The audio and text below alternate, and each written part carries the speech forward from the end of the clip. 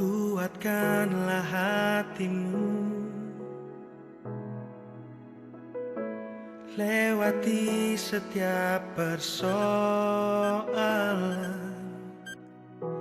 Tuhan Yesus selalu menopangmu.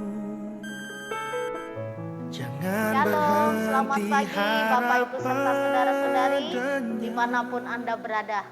Sukacita sekali pada pagi hari ini bertemu dalam renungan harian GMI Ebenezer. Saya yakin dan percaya hari ini lebih baik dari hari kemarin. Karena hari ini juga Tuhan menolong dan menyertai kita. Sebelum kita mendengarkan firman Tuhan, mari kita berdoa. Kami bersyukur dan terima kasih untuk berkat-Mu pagi ini. Kami mau mendengar suara-Mu lewat firman-Mu, Tuhan berkati. Biarlah firman-Mu ini menjadi berkat dan kekuatan untuk kami menjalani hari ini. Terima kasih Tuhan, dalam nama Tuhan Yesus kami berdoa. Amin. Pagi ini kita akan bersama-sama merenungkan satu tema firman Tuhan, yaitu penderitaan bagian dari iman. Bapak Ibu serta saudara-saudari, saya akan cerita ada dua pemuda yang sama-sama melamar pekerjaan, sudah lulus kuliah lalu melamar pekerjaan di satu perusahaan yang sama. Dua anak muda ini diawali dengan lamaran, lalu perusahaan memanggil dia menginterview. Sudah diinterview, memenuhi persyaratan, mereka diterima jadi satu karyawan di perusahaan itu. Tapi sebelum mereka kerja, ada beberapa persyaratan yang harus mereka ikuti. Lalu kedua karyawan ini membaca persyaratan itu dan mereka harus teken kontrak, mereka harus tanda tangan setuju. Lalu persyaratannya selama 2 tahun belum boleh menikah. Lalu selama 2 tahun kerja tidak ada cuti pulang kampung. Lalu selama 2 tahun kerja harus mencapai target yang sudah ditentukan oleh perusahaan. Lalu anak muda yang pertama, ketika membaca persyaratan itu, dia berpikir berat sekali ini persyaratan. Perusahaan apa ini? Masa buat persyaratan buat kita tidak boleh menikah, tidak dapat cuti dan harus capai target. Padahal kan saya baru masuk kerja di perusahaan ini, bagaimana bisa capai target? Lalu dia terus bersungut-sungut sepanjang hari, terus bersungut-sungut. Lalu apa yang dia kerjakan karena dia terus bersungut-sungut? Ya sehari itu rasanya berat sekali. Lalu akhirnya dia tidak tahan, keluar dari perusahaan. Sudah keluar dari perusahaan, dia melamar kemana-mana, belum dapat panggilan. Akhirnya jadi pengangguran, lalu kerja serabutan. Tapi pemuda yang kedua, ketika membaca persyaratan, itu bukan sesuatu hal yang berat. Saya sanggup dan saya berani. Lalu saya harus berjuang untuk mengikuti persyaratan itu. Dia terus berjuang, akhirnya dia capai target kerja. Sudah capai target masa training selama 2 tahun, dia terima karyawan tetap. Sudah diterima karyawan tetap, akhirnya dia diangkat jadi kepala divisi. Sudah diangkat jadi kepala divisi, akhirnya dia jadi manajer. Sudah diangkat jadi manajer, akhirnya dia juga menjadi manajer eksekutif. Bapak Ibu serta saudara-saudari, ini kisah 2 orang pemuda. Bagaimana orang yang bertahan dalam setiap perjuangan hidup akan memperoleh keberhasilan. Perjuangan membutuhkan tekad yang kuat. Orang yang memiliki tekad yang kuat, orang yang seperti inilah yang akan memperoleh keberhasilan dalam hidup. Dan orang yang punya tekad yang kuat, itu dia akan mampu bertahan dalam setiap persoalan dan tekanan hidup. Percayalah Bapak Ibu bahwa ketika kita belajar bertahan dalam penderitaan seberat apapun penderitaan yang kita hadapi, suatu hari Tuhan akan memberikan keberhasilan dalam hidup kita. Karena memang tidak ada kesuksesan yang instan. Tapi kesuksesan dan keberhasilan harus diraih lewat perjuangan. Pagi ini firman Tuhan dari kitab Filipi pasal 1 ayat 29, demikian bunyi firman Tuhan. Sebab kepada kamu dikaruniakan bukan saja untuk percaya kepada Kristus, melainkan juga untuk menderita untuk Dia.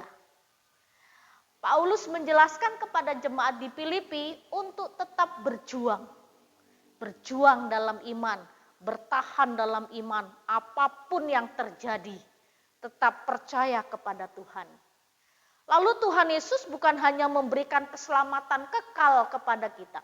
Bukan hanya memberikan surga saja kepada kita, hidup yang kekal kepada kita.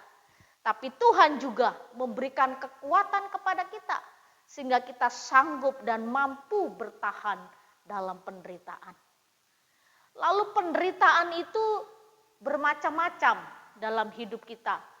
Penderitaan itu bisa berupa sakit penyakit, krisis ekonomi, wabah pandemik seperti sekarang ini, lalu pergumulan keluarga. Macam-macam jenis penderitaan yang kita hadapi. Lalu sebagai orang Kristen, bagaimana kita menghadapi penderitaan? Banyak orang menghadapi penderitaan dengan keluh kesah. Dengan terus mengeluh sepanjang hari, sepanjang hidup terus mengeluh. Nah, Bapak Ibu serta saudara-saudari, bagaimana orang Kristen menghadapi penderitaan? Sebagai orang percaya, bertahanlah dalam penderitaan. Dan percayalah, melalui penderitaan yang kita alami, maka nama Tuhan semakin dipermuliakan. Bapak Ibu, kalau kita sungguh-sungguh di dalam Tuhan, coba kita perhatikan, dari setiap sisi hidup kita, kita harus melihat dari kacamatanya Tuhan. Setiap peristiwa yang terjadi, Tuhan menolong. Setiap persoalan yang terjadi, Tuhan pasti buka jalan. Nah, setiap penderitaan yang kita alami, jadikanlah itu membuat kita semakin kuat, semakin kokoh, semakin bertumbuh di dalam Tuhan. Jadi banyak orang itu berpikir penderitaan itu malapetaka, penderitaan itu sebagai hukuman. Tapi pagi ini firman Tuhan ingatkan kepada kita bahwa kita memperoleh hidup kekal itu kasih karunia. Tapi ketika kita menghadapi penderitaan itu juga kasih karunia. Jadi jadikanlah penderitaan itu sebagai berkat untuk kita terus berpengharapan kepada Tuhan. Untuk kita terus mengandalkan Tuhan. Jadi ubah pola pikir kita. Ubah cara pandang kita. Bahwa semua penderitaan yang kita alami itu adalah anugerah Allah untuk kita semakin dekat kepada Tuhan. Bapak Ibu serta saudara-saudari, bertahanlah dalam penderitaan. Jadikanlah persoalan, pergumulan semakin dekat kepada Tuhan. Ketika kita bisa melewati situasi yang sulit, kita percaya suatu hari kita akan menyaksikan bagaimana Tuhan menopang hidup kita. Dan ini menjadi kesaksian dalam hidup kita. Penderitaan yang kita alami bagian dari iman kita untuk kita semakin dekat kepada Tuhan. Mari kita berdoa.